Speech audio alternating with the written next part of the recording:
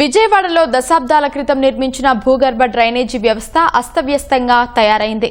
నిత్యం ఏదో ఒక చోట పొంగి పొర్లుతోంది. ప్రజలు మురుగునీటిలోనే రాకపోకలు సాగించాల్సి వస్తోంది.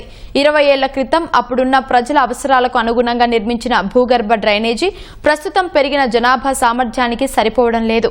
ఇటీవల విజయనగర కాలనీలోని ఏర్పడిన భారీ గుంతకు వీఎంసీ మరమ్మతులు చేపట్టింది. విజయవాడ జనాభా 15 లక్షలకు చేరువైంది. అవసరాలకు తగ్గట్లు భూగర్భ డ్రైనేజీ సౌకర్యం లేకపోవడంతో ప్రజలు అవస్థలు పడుతున్నారు. నగర పరిధిలోని 64 డివిజన్లలో 1.01 లక్షల ఇళ్లకు అండర్ గ్రౌండ్ డ్రైనేజీ కనెక్షన్లు ఉన్నాయి.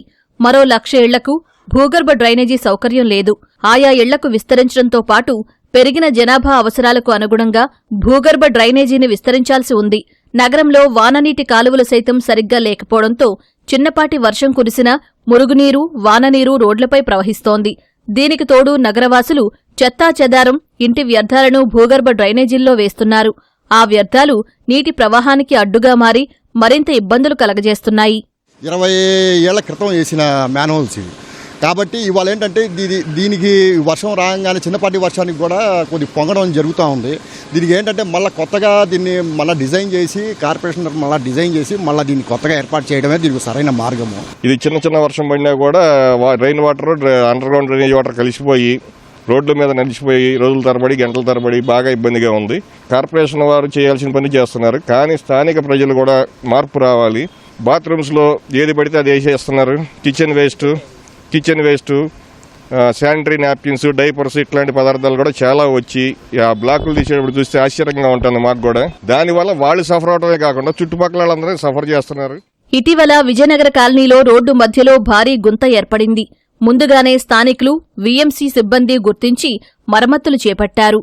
ఇదే భూగర్భ పైప్లైన్లలో పలు ప్రైవేటు సంస్థలకు చెందిన పైపులను వీఎంసీ అధికారులు గుర్తించి తొలగించారు. ఇప్పటికే భూగర్భ డ్రైనేజీలు సక్రమంగా పారక ప్రజలు ఇబ్బంది పడుతుంటే పలువురు గుత్తేదారులు ఇలాంటి చర్యలకు పూనుకోవడం సరైన పద్ధతి కాదని స్థానికులు విమర్శిస్తున్నారు. ఇటీవల పలు కాలనీల్లో భారీ వృక్షాల వేర్లు భూగర్భ డ్రైనేజీల్లో బయటపడ్డాయి. ఇవి నీటి ప్రవాహానికి ఆటంకంగా మారుతున్నాయని నగరవాసులు ఆందోళన వ్యక్తం చేస్తున్నారు. జనాభా పెరిగిపోయిన దృష్ట్యా ఈ యూజీడీ ట్రంక్లు ఏవైతే ఉన్నాయో ఇవి సరిపోవట్లేదు. ప్రస్తుతం కెపాసిటీ ఎంత చేసినా కానీ ఇంకా ఎక్కడో చోట అవి పగిలిపోవడం అది జరుగుతూ ఉంది. అట్లాగే మెయిన్ ప్రాబ్లం ఇక్కడ మీ కనపడింది ఏంటయ్యా అంటే జియో వాళ్ళు మరి ఏదో కానీ ఈ పైప్ లైన్స్ వేసేసారండి. మెయిన్ ట్రంక్ లైన్లో ఒక్కొక్క దాంట్లో 5 లైన్స్ అయితే దాదాపు అది అసలు ఉన్నదే దాని యొక్క డయా చాలా తక్కువ ఉంటే దాంట్లో నుంచి పైప్ లైన్లో నుంచి మొత్తం అంతా వేసేటప్పటికి అసలు మెయిన్ యూజీడీ నడవటానికి అవకాశం లేకుండా జరిగిందని చెప్పి ఇప్పుడు ఇక్కడ బయటపడింది. అసలు ఒకటి కాదు, ఎన్నో రకాలుగా ఈ యొక్క డ్రైనేజీలోకి వెళ్ళిపోతుందండి. మరి దీనికి పరిష్కారం అనేది అధికారులా లేదంటే ప్రజల అనేది తెలియాలండి. రెండోది ప్రజల్లో ఫస్ట్ అవేర్నెస్ తేవాలండి. నేను ఆల్రెడీ బండ్లు ఉన్నా సరే తెలియకూడో తెలుసో మరి కావాలనో బద్ధకంతోనో ఈ ప్రజలు ఈ డ్రైనేజీలో వేస్తున్నారండి.